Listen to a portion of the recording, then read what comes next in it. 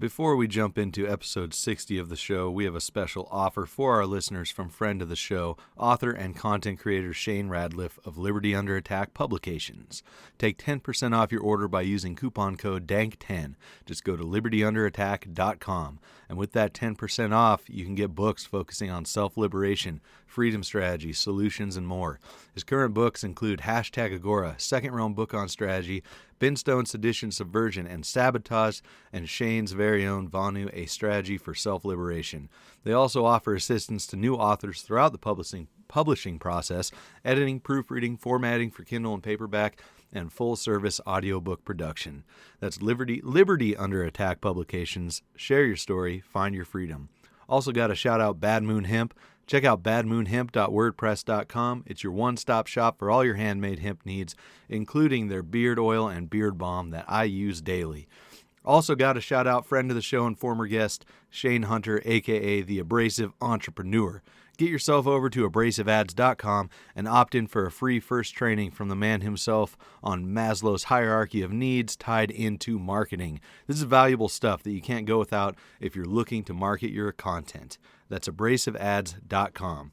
So we've had a lot of shit go down in the last few days between Hong Kong protests and the U.S. passing measures against China and all that shit, and then some red flag bullshit last night with Whiskey Warrior 556. We're going to cover that mostly in the upcoming Dank Pods Hot Tokes. So keep an eye out for that and enjoy episode 60 of the show.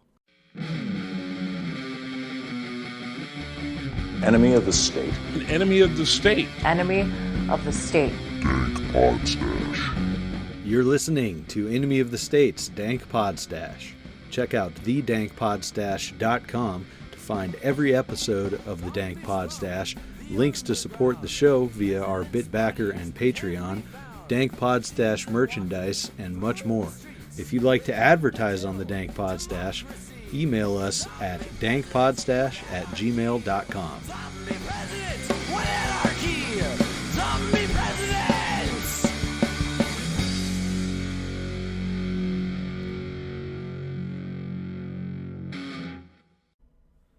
Episode 60 of Enemy of the State's Dank Podstash here with James Dvorak Jr. What's going on, man? Not too much. Nice. Before we get started here, I just got to tell everybody with the Whiskey Warrior 556 shit going down last night, I will be getting to that. This show was pre-planned, so we didn't really have time to jump in and figure out a whole lot to talk about that. We might talk about it a bit, but Daniel Johnson and I will be talking about that and the Hong Kong protests on this week's Dank Podstash Hot Tokes. You can hear that tomorrow night early if you're a $1 supporter at our Patreon. That's patreon.com/thedankpodstash. Otherwise, that'll be out on Wednesday for everybody to watch on YouTube because it is YouTube exclusive content. Anyways, today we're going to be talking about a passion of mine that I share with James, gaming, and how politics are affecting gaming in a lot of different silly ways, despite people usually saying, you know, let's keep politics out of gaming, and it always gets brought in one way or another. But first, let's get to know you, man. Tell us about you, what you do. I can see you have your Mr. Armbars stuff up there, so we know you're a streamer now, and where you came to be with Liberty and how you came to be there. Sure. I'll start with the streaming first. I stream on Twitch a few nights a week. I always thought it was kind of dumb to sit around and watch people play video games, but I quit drinking booze about a year ago. And one of the things I did to pass the time instead of going out on Friday, Saturday nights was I got back into Magic, which I played as a kid. And I started watching YouTube videos and started watching streamers to learn how to become a better player. And eventually, like, I'm really into technology and stuff. So I started getting passionate. I was like, you know what? I think I could do that. I can sit in front of a microphone and talk about Magic because it's something I know at that point. So I really got into it. On the political side, let's say I wasn't really into it at all. And then 9/11, And then after 9/11, and then 9/11. And so it was a lot of, sitting in front of the TV as a teenager, smoking pot and watching, I was like rallying behind the troops. Like, we need to go over there and bomb the shit out of all of them, kill them all. And then oddly enough, it was like the movies or the documentary Zeitgeist that kind of got me thinking about stuff. I don't know when that was, like 2006 or 7, something like that. And it just started getting me thinking that, like, why am I supporting going to war? And it's just like this perpetual war machine. And eventually, as I get older, like even now, like my opinions are probably changed from 5 years ago. So, but I started learning more about politics. Eventually I started leaning towards the libertarian side, that I kind of just want government out of it. And then now, as I'm starting to get into streaming, my political side has toned down quite a bit. I don't really get involved too much with politics. I post memes, I post memes that are funny or shit posting, edgy, whatever you want to call it. But it's like, as a streamer, and that's kind of what we were going to talk about today as a streamer is, you pretty much can't have an opinion or you're going to piss off 50% of your audience. So like you doing something like the Dank Podstash, your audience is already, they're kind of into what you're about here. And there are people that can do that, can just say whatever they want. But I happen to choose a game in Magic where, unless you're on a certain side of the aisle, politics is kind of a no-no for me to talk about. So right, yeah, and that's becoming very apparent in a lot of games and from a lot of different game companies and stuff. You're kind of skirting around a little bit, but there's certain opinions that are accepted by the companies. Yeah, and you can talk about those.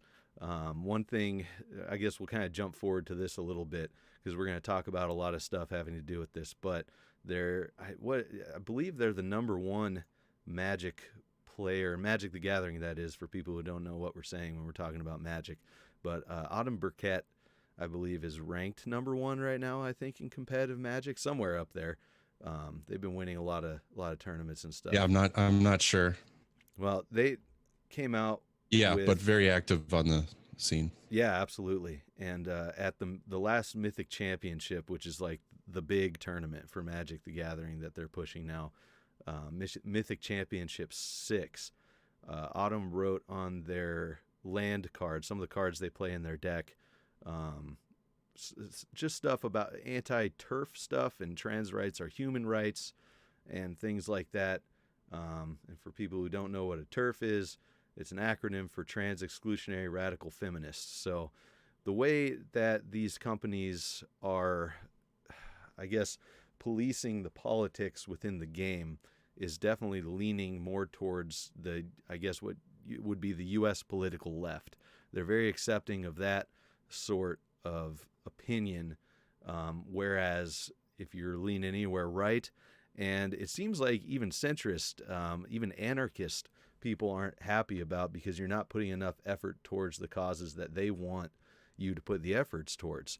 And we were talking before the show about some of this stuff, and it seems like Autumn Burkett's, I don't know what you would call it, I guess land card graffiti was in response to a very, very talented artist, Teresa Nielsen, who's been an artist for the game. She's an iconic artist that makes the art for the Magic the Gathering cards for a long time, and something that happened with her. You want to tell them about what was going down with Teresa Nielsen? Well, I guess some people had discovered that Therese had liked some tweets that were on the conservative side. I mean, I'm not 100% locked in on that story either, but I just look at that and people the whole cancel culture thing, they start calling for her to get fired. She's been working for Magic for over 20 years, something like that. She's lesbian, so she's LGBT, but not brave and stunning enough for that crowd, I guess, because potentially her views fall on the other side. But the thing is to call her a radical is what kind of blows my mind, because she liked tweets. I mean, it's so hypocritical.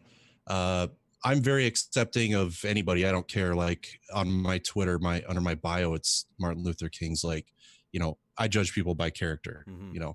I don't care about your gender, your sex, race, whatever. And it's just amazing to me how hypocritical some people are, that you cannot have views that are not in line with their own. Otherwise, they think you should be completely canceled out.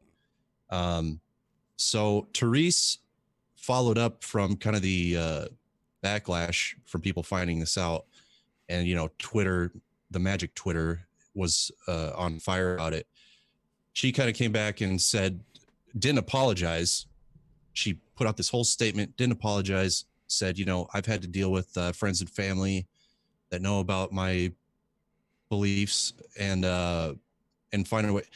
That's the thing to me, is I have friends all over the place, on all over the spectrum of political leanings. And it's always certain ones that can't be friends with me. I could be accepting of their opinions and beliefs, but it's usually if they find out about me. You could talk to somebody for 3 hours, and then they bring up some political thing, and you happen to have a different view than them, and they're like, "Oh, why am I talking to you?" Yeah. Like, well, we were getting along great. We were just fine. Yeah. Yeah. It's infighting that seems to, it seems to, what's it called? It seems to ripple out into every organization of society, from family to friends to companies, workplaces and whatnot, down to your, I guess, social media circles that you frequent. There's always infighting about some kind of bullshit or another. I like that I'm seeing, at least in the anarchist circles, a lot of people trying to stomp that down and try to find, I guess, bottom unity. Jeremy Harding, friend of the show and content creator extraordinaire, has coined the term anarcho-coalitionism, trying to find a way for everybody to get together for a common goal. But there's always somebody that's screeching about something they don't like as far as their views. And to bring it back to gaming, it's whenever you talk about something like this, like I made a post in a Magic the Gathering group asking if anybody even knew of any anarchist or libertarian big name content creators or streamers or anything. And the immediate responses were, keep politics out of gaming. Why are we talking about this here? Moderators, take this down. I wasn't talking about politics. I wanted to find somebody to interview for this show about the Hong Kong protests and what Blizzard was doing to people who came out in support of it. And so whenever you bring up something that people don't like as far as their political leanings, that's the response. Whenever you bring up something that could get you booted from the game if you don't agree with it, everything's A-okay for the person who brought that up. It's just extremely hypocritical and strange. And it's really, as far as why I wanted to talk about this today, is not only the crossover for political beliefs in gaming, but if you love a game, if you love a thing, I don't know, it probably goes into other stuff, but specifically gaming, why should you have to be afraid of getting booted from playing your game? Like they'll ban you from playing Magic the Gathering, both competitively. They'll take your accounts on the electronic platforms if they get a whiff of you having wrong think. And to the extreme measures, I believe that Hasbro, who owns Wizard of the Coast, who makes Magic the Gathering, would do the same thing that Blizzard has done in stripping winnings and booting pro players from their esports team for having opinions they don't like. It was, let's see, where's his name here? I can't ever remember his name. Blitzchung, I think it is a Hearthstone player. Yeah, Blitzchung. Yeah, Blitzchung got booted, and he got banned from Hearthstone, and what was it, like $10,000 stripped of prize money. Yeah, and a year-long ban after he voiced support for Hong Kong protests during a post-game interview. And this is also just another illustration of corporations and governments intermingling, because it's not just the U.S. government here either. It's the Chinese government having some major influence through their investments in these American game companies. Yeah, and people started realizing that, and then shortly after that, it started coming out about the NBA and the way they're handling it too. They start kicking people out of games if they have. You can have whatever sign, but if you have a sign that they disagree with or is criticizing China, you're out of the stadium. Mm-hmm. So it's pretty crazy. Yeah, I mean, you can't have opinions unless they fall in line with the majority, and otherwise you get ostracized. I was just getting back into Magic a year ago, and I needed some people to play with it, like in person. I wanted to play some paper Magic. I found this group. It was like 95 people, and they have meetings where people meet up and they play or whatever. I don't know, at some comic book shop, and it was cool. I was talking to people, and they added me in, and nobody had even met me in person yet. When somebody looked at my page, and then decided that they were like, "We have trans people in this group." I'm like, "So?" They're like, "Well, why would you even want to be in here? Like, you're not going to be welcome here." Just because they saw, I don't even know what it was. I must have had a meme or something on my personal Facebook page, and they saw it and basically kicked me out of the group before even meeting me. So I was like, wow, okay, I guess just that's it. You get ostracized if you, they don't even know you. So Sure. I find it super hypocritical. Yeah, it's interesting how that goes down. You gotta kind of step lightly. Like, I don't know. I try not to step lightly on this show, but I don't think I have a whole lot of terrible things to say either. If I'm going to say something, I'm going to say it. But Yeah. I'm coming from a direction of hoping for unity. And like you said, people should be judged based on their character, period. And, there's such a thing as freedom of association. But I think it's strange. I don't know. I don't know if there's a connection. Is there some sort of plan that's going down with the things that are acceptable as far as your political leanings with these companies? Because what it seems like to me is that there's definitely money influencing things as far as supporting Hong Kong protests or not, or people being banned for reasons more political like that. Now, what was the name of the guy who got banned for supposed harassment of what was it, a Magic the Gathering cosplayer? He had a big channel, and I can't remember. Was that the quartering? Yeah, the quartering. Jeremy something. Yeah, exactly. And so now and that kind of pushed him, it seems like to me, pretty far right in his political leanings and stuff with his channel. So not only are they excluding people, but it almost freed him. Yeah, exactly. It freed him because now he can talk about whatever he wants to talk about, and he's not really afraid of it, But it's like somebody like me, who barely has any viewers. It's I'm just not. I can't do it. Like even being on this, if somebody sees this and starts looking into me, But I'm not trying to curry the favor of the company. I just want to play the game I love, and so I've seen the quartering guy talk about that. And he still thinks it's the best game ever, but they don't want him involved because I think that whole thing got dropped in court. Maybe I don't know the whole thing about his situation, but I mean, as long as you're not shitting on people, what's the problem? Like, why can't you have an opinion and then they'll shit all over you though? That's totally acceptable, apparently. Right. It's what's the term? Woke capitalism that's going on now. People catering to the politically correct ideas in order to sell a product is what it seems to be. And if you look at the ideas that are, quote unquote, politically correct, and where those ideas are concentrated, say Seattle, where Wizards of the Coast runs Magic the Gathering out of, and everywhere else that those things are concentrated, those are the biggest areas where the game is played in, big left-leaning cities, it seems. So it's strange how it works. I just think there's a definite connection between the corporations and government to a certain extent, and then the other part would be the woke capitalism and trying to make money. But it seems like there's more people who don't like the politically correct nature of this stuff than is from the stuff that I see. So I'm not sure what's going down here. Not to mention, as soon as they start getting into all this political stuff, it has seemed like the game has taken a bit of a dive. It seems like they're missing quite a bit in research and development and ruining the game in printing cards that are too powerful and things like that. We just went through a whole thing. I'm not going to bore the Dank Podcast listeners who don't play Magic the Gathering with the details of that. But it seems like the product is suffering when they're taking the attention off of designing a good product. Yeah.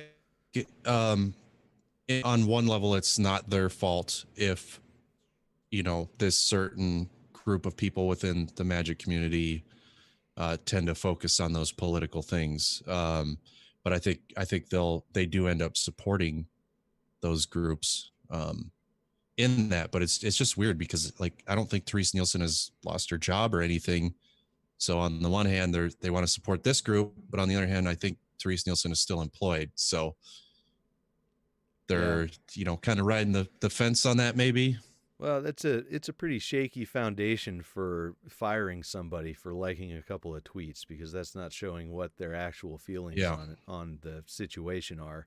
I think. Well, their thought process is that you're a bigot, you're racist, it does, if you just disagree with them, that's what you are. They don't need proof. You liked a Donald Trump tweet, you must be a racist. That's it. End of story. That seems to be the response, the knee-jerk reaction from Autumn Burkett and the people who agree with that. I would say that if Wizards hasn't fired her, they at least thought about it for a second before going to any extremes. We can hope, because that's iconic art for the game. But yeah, I think things are going to get weird, because you mentioned the NBA and people supporting Hong Kong and then taking it back. Who was that? Was that LeBron James that tweeted about that and then took it back? And that's where all the memes with Supreme Leader LeBron came from after that. It might have been. I think so. Yeah. Well, it's going to a pretty interesting level now. I was talking with Daniel Johnson, who I mentioned I do the Hot Tokes with, about the whole U.S. and Hong Kong thing. And not long ago, I think I only want to say, 5 days ago, maybe a little longer, the U.S. Senate passes a bill aimed at protecting human rights in Hong Kong. And that seemed very strange when I first saw that. They're passing a bill against another, quote unquote, sovereign nation to interfere with stuff. I'm like, wow, this is going to be an interesting clapback from China. And sure enough, they responded very angrily, saying that they're going to have some strong countermeasures, unspecified strong countermeasures, if U.S. Congress enacts legislation supporting Hong Kong protesters. And I think all it needs is Trump to sign that measure, the Senate bill, to make it law. So I'm thinking we're looking at war of some sort. I don't know if it'll be traditional war or not, but the U.S. is getting ready to liberate somebody again, as the meme says. I mean, probably financial, right? I mean, as far as I've heard, his plans of, slapping tariffs on countries has worked to some extent. So, but is China going to care about the tariffs? I don't know. So China's had some pretty pissed off reactions to the tariffs, and then I know for sure that Apple and a lot of other electronics companies have been pulling out on a pretty large scale to avoid having to pay extra to have all their stuff manufactured in China. And they're mostly heading towards what looks to be the South Pacific, find better, sweatshops down there for this kind of stuff. But once they're starting to put in, pass bills and measures legislating against another country, that's where it's going to get interesting. And a lot of people don't realize how much stuff in media and entertainment is backed by China here in the U.S.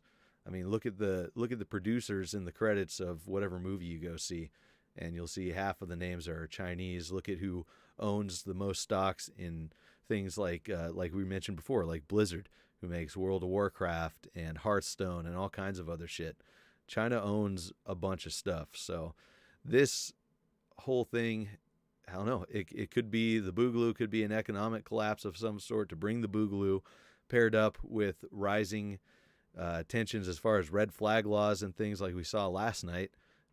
So I don't know, it's kind of a scary time. I would think you need You need the people like the NBA players. I feel like streamers, NBA players, or the pro gamers are kind of on a similar level where they're doing to an extent what I do, which is not get involved in it. So if somebody asks you about it, you can't say anything. I think in order for things to change here, for us to say, hey, we're not gonna deal with China on this stuff. So all those actors and anybody involved with that stuff, the NBA players, the gamers, all of them have to pretty much speak up, because they can snipe out a couple of them and try and blacklist them, but everybody has to kind of stand up and do something about it. Say, hey man, this isn't cool. Yeah, that's true. The whole they can't fire us all kind of deal. Because Right. Yeah. that's the way to crush dissent, right? Is to take out people's livelihood, to smash the things that they're working for, especially financially. So slapping massive fines for disagreeing with the U.S. government or Chinese government and supporting Hong Kong as far as being in the NBA is one way to do that. Banning you from playing on whatever game you're playing's platform, especially if you're a pro player who has a huge audience or a streamer who has an audience, that takes away your livelihood, your hobby, whatever it is, but it silences the voices, and that's one of the major problems. And that's something we learned last night looking at this situation in New York with Alex Booth is his name, who was Whiskey Warrior 556, who was in his home barricaded over a 30-round magazine, supposedly. There's a lot of conflicting stories, but that's the point, is that they cut communications. And they're going to cut communications in any way that they possibly can, whether it's cutting you off from your platform that you speak to people on, or literally cutting off cell phone and internet communications at your home when you need to be communicating. Yeah, it's scary. I think people think that kind of stuff doesn't happen. I mean, I remember before Edward Snowden came out, and many other people were talking about surveillance, and everybody thought it was crazy. Then Edward Snowden comes out, proves it, and now nobody really cares. It Right. just kind of brushed over. So it's out there. I mean, it can happen. So I guess we have to wait till like some ultra serious situation happens, and then that'll probably just brush over too. I mean, it's a lot of sheep out there that kind of just close their eyes when something bad is happening. So Well, yeah, and you're right with brushing over. That seems to be the thing that's been happening with everything all in a row. I usually start the timeline of this with the Storm Area 51 stuff. That was huge. Memes, people saying they're going, hotels sold out, all kinds of stuff. And what they do, they turned it into a music festival. And there was 20 yeah, 20 weebs who showed up at the gates of Area 51 saying they want to clap alien cheeks and stuff like that. And what I was trying to get from that, the takeaway is that people are willing to, at least on social media, mass together and threaten action against government in one sense or another. And then we have the whole Epstein, didn't kill himself. Everything from the actual case of him being arrested and the implications of that and what happened. It went down into a meme, right? It's a meme. There's not people, and sure, the people making the memes and whatnot are demanding more information and trying to get the idea out there and get more people on board with asking questions. But how masterfully it was rolled over from possibly an actual court case, and then of course he suicided himself, and so that's out the window because you don't have anybody to testify anymore. They're not going over his contacts in the black books, and now they're rolling it over into a meme, and no one cares about a fucking meme. It's getting people to question, but what's happening? And so now we have the Hong Kong protests that people are getting bent out of shape with, and then we have red flag laws with what happened last night. And it always comes down to memes, but it doesn't come down to a lot of action. And I'm very suspicious of the action that the U.S. is taking, the U.S. government is taking in passing these measures against China, supposedly, and why the Hong Kong protests are getting more mainstream media coverage than most other things are. Because, Area 51 got Joe coverage, Epstein got coverage, and then it was squashed, and now Hong Kong's there. But I think they want support for whatever actions they want to take against China. Because if you look at Well, anything that happens without American citizen support, it doesn't go down very well. the mainstream media is obsessed with Donald Trump, so it's all about impeachment hearings right now. Everything else is nothing. That's all they want to talk about. So, Right. Yeah. No, there's something to wonder there too. Who's pushing for Trump to sign the Hong Kong Act or whatever the hell it's called, the measure supporting China, and who doesn't want that? How is that going to affect how people think about the impeachment? Is that going to add more fuel to the fire of impeach him now? Do the Democrats want to do more business with China and enact the social credit scoring and the facial recognition and stuff, even more so than they have now that China has implemented on a mass scale? Because that's happening here. And if people don't believe that, you're naive. There's people getting letters in the mail about how pretty much their score as far as voting in their neighborhood compared to their neighbors. Like, you haven't voted quite as much as everybody else. You should turn that up. And it's not to the point of losing social credit, but I think that's a soft test. There's already cameras everywhere. There's facial recognition to get on a fucking airplane. You have to get a special ID now to get on a fucking airplane to go anywhere. well, they go slow. They move slow, and they see how much they can get away with. So, is the population willing to accept this infringement upon them? And then they can, let it settle for a little bit, push a little bit more. I could totally see some kind of social credit system happening. Unfortunately, we kind of already have it, just not through the government. It's from the people, and that is the whole cancel culture right now. Is a group of randoms is getting to decide your social credit score. I don't want the government to do it, and I don't want those people to do it either. So. No, that's a good point. That's something I hadn't even thought about. But yeah, that's a great point with media outlets like Twitter, social media outlets like Twitter and Facebook and whatnot. And you get demonized for something that you put out there. You get banned for a certain amount of time or banned completely. That's your communication shut off.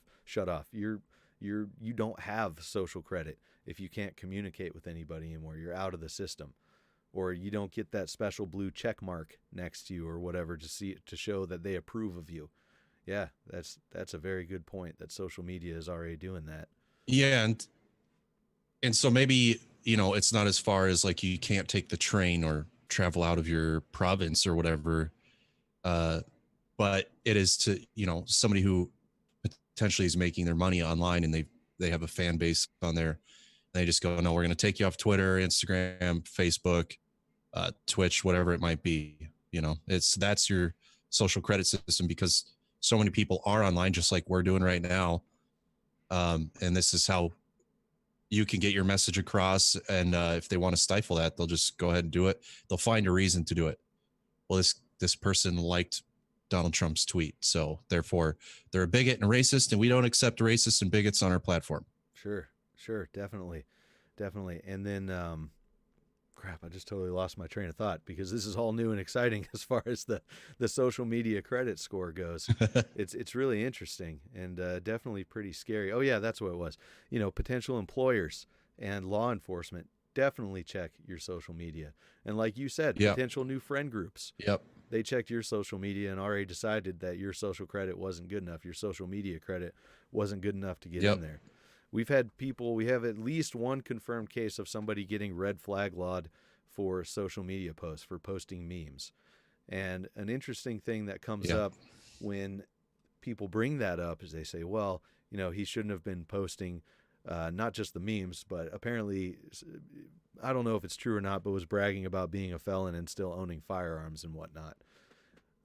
That's obviously not smart to do on social media, but right.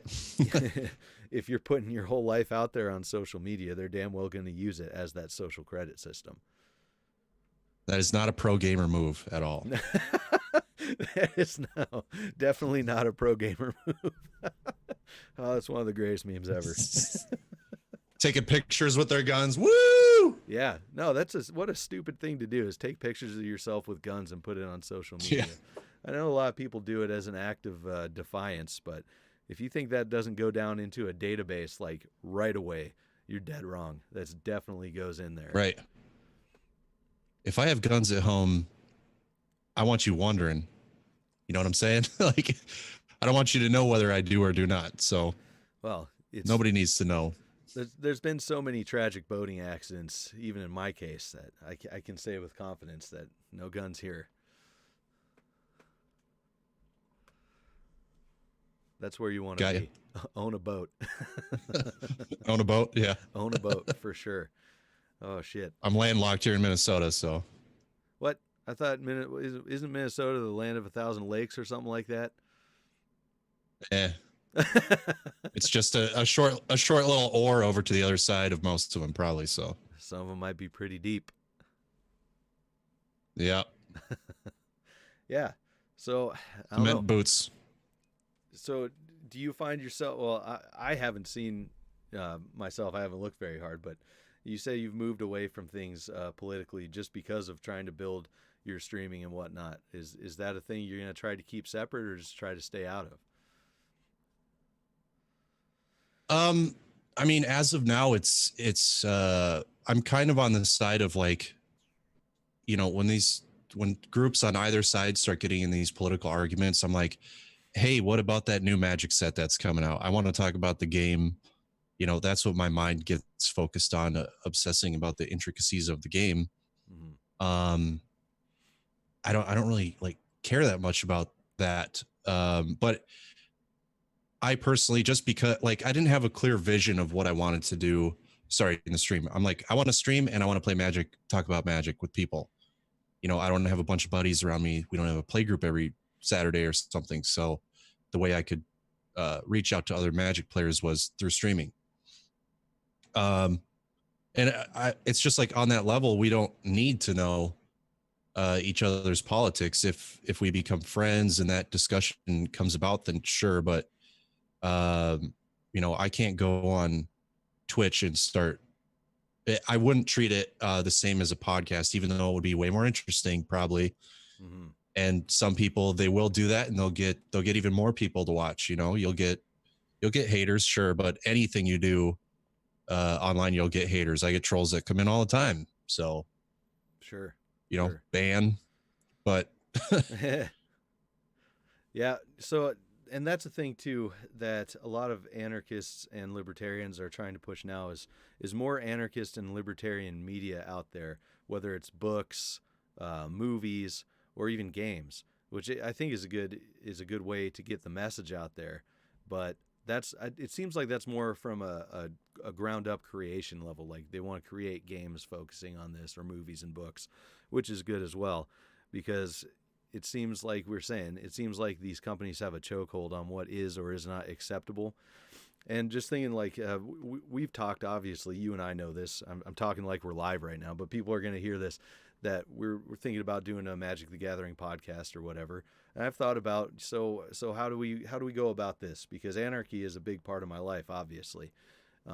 But I don't know if that's the venue for it, because not just because of not getting enough, views and whatnot to support a Magic the Gathering podcast or content, but if people would even be accepting of that. I think it's not the venue for it because it won't draw anybody in. You're kind of shooting yourself in the foot starting off that way.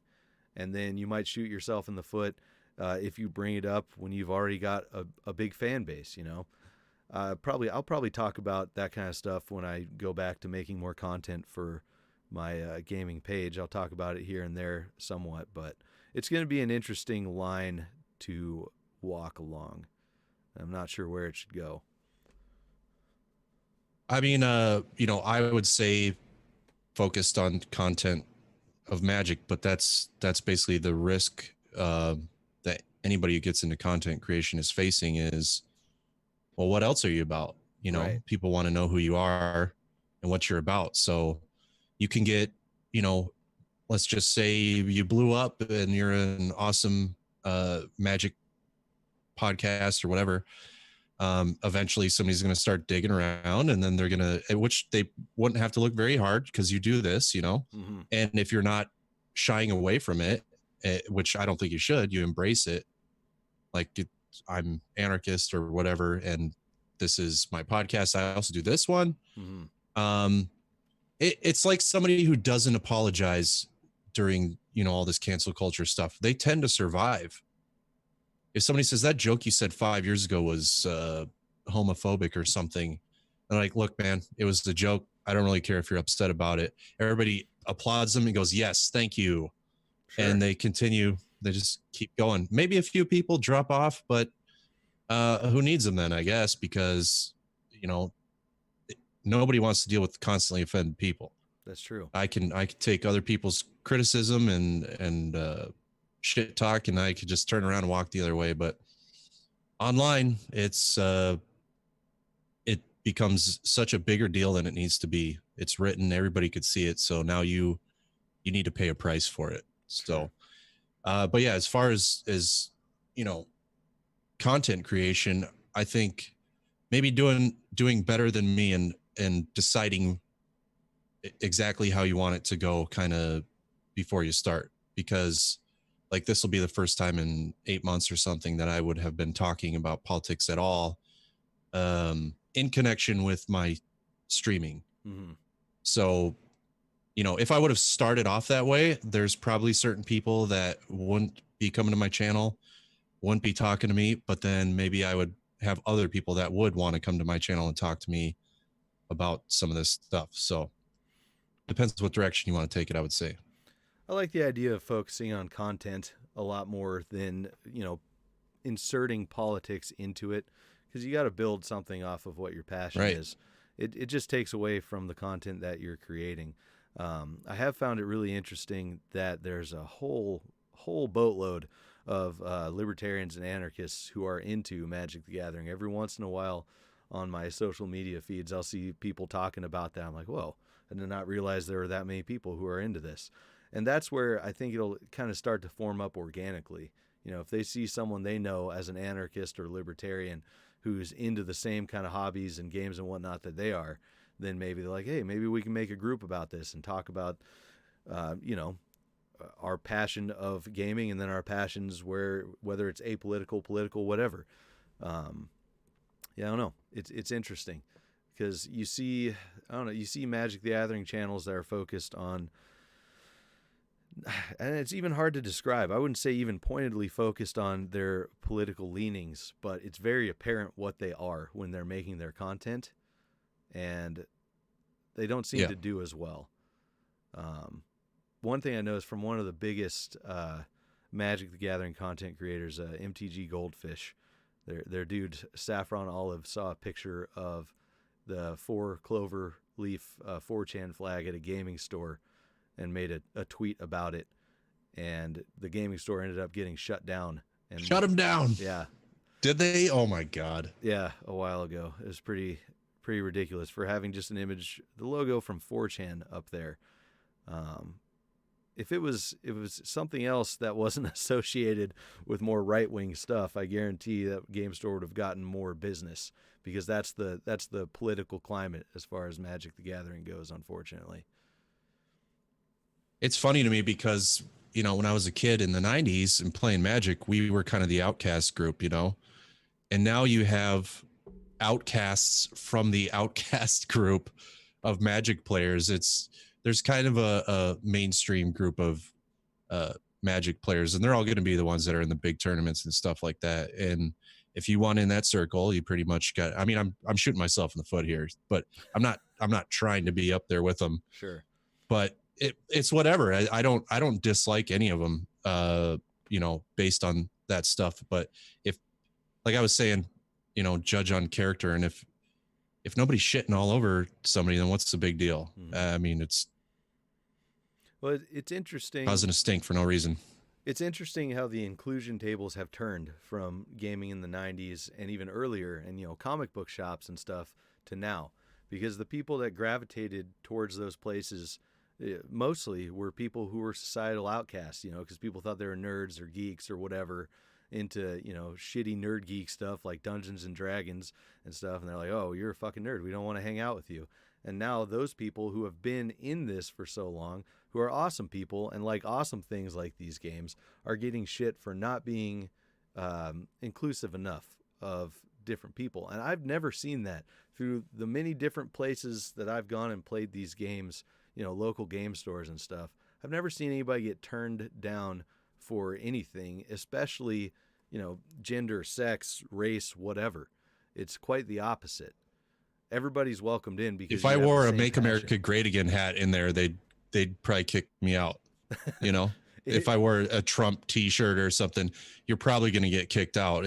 You're not even saying like, I hate gay people or anything like that. It's just, you are not in line with their political ideals. So get out. But I mean, it is true. It's the gaming community. I mean, I wasn't into like football and all these team sports and stuff. And so I was always hanging out with the nerds, and they seem to be the most inclusive. A new kid came to school, kids are picking on him, and it's like, hey man, you can sit with us and pick up, play some Magic or something like that. We'll talk about Superman, whatever. Mm-hmm. And it's almost like nerd elitism, I guess. Like, you got top tier nerds. There's like a power structure in the nerd community, and like, you got to be on this level with the rest of the top tier nerds. Otherwise, get out. Make your own nerd group. Yeah. All right, fine. I'll make my own nerd group. I'll have blackjack and hookers. But yeah, absolutely. Yeah. Sounds good to me. No, it's a thing that happens. I don't know. I got them on speed dial. Yeah. Nice. No, I don't know. I don't think it's as big as a deal as it's drummed up to be. I think a lot of stories are fake for social media attention now. I don't know. It's strange. Although I will say I've seen a lot more, a lot more sickle and hammer shirts at gaming stores lately. I don't remember seeing that a lot back in the day. Yeah. But no, the store doesn't say communists need to get the hell out of here. No. Welcome with open arms. You guys are more than welcome in here with your political opinions. Come on in. I just thought it was really strange because it was a preliminary Pro Tour qualifier I went to, I think last year, and the guy that I was playing had the hammer and sickle shirt. I'm like, that's a really interesting thing that you're engaging in one of the most capitalistic ventures of all time. People are literally selling you painted cardboard for way too much money and making money all the way at the top. This is a very hierarchical company design, and you're playing Magic the Gathering. It's interesting. It seems like don't make him mad. He'll get on his $900 phone and start talking shit about you on Twitter. Oh boy, that's a whole nother can of worms that we're going to open up here. It's the whole, you can't be an anarchist if you're on a phone. You can't be a communist if you're on a phone. I don't know. I'm not down with state sanctioned any kind of political anything. And I don't see the hammer and sickle as an anarchist symbol of communism by any means. That was literally the symbol of a communist state. So that just seems ridiculous. Right. Sure. Yeah, it's fucking wild. Well, on that fun note of state communism and all that stuff and where we are, let's call that a show, man. Yay. We'll jump into the after hours, which if you want to see the after hours where I ask the burning question of what James would say to the entire world if he had their attention for a while, for a couple minutes, that's the same thing I ask everybody. And you'll get to see those on episode 100, most likely. If you want to see them now, go to patreon.com/thedankpodstash and sign up, and you'll get to see all the after hours that we have going. But before we go, if you want to plug your stuff, it's up there on the screen. Everybody can see it anywhere you want to send people. Yeah, I want to send everybody up to which side? This side. This side. There you go. Twitter, Mr. Armbars. Twitch.tv/Mr_Armbars, Facebook.com/Mr. Armbars. I stream on Monday, Wednesday, Friday, and Saturday, sometimes Sundays. I stream Magic, Call of Duty, whatever's floating the boat at the time. And come on by, metal music, reggae, nice, vape talk, whatever, anarchy talk. Sure, why not? Yep, let's do it. I don't have no politics on my channel, so swing on by. Thanks for having me, dude. Yeah, for sure. Thanks for coming on. Definitely go check that out. Hang out and play some games. You do some interactive games with your stream watchers too, don't you? Yeah, marbles. You can gamble in the chat. Nice. But yeah, marbles. There's marbles racing. It's kind of fun. Hell yeah, that's awesome. Yeah, definitely go out, check out Mr. Armbars in all those places. You can see him on the screen, and I'll drop links in the show description as well. And that'll do it for episode 60 of Enemy of the State's Dank Podstash. Remember, total freedom, no exceptions. Zombie presidents, what anarchy! Zombie presidents! Zombie presidents, what anarchy!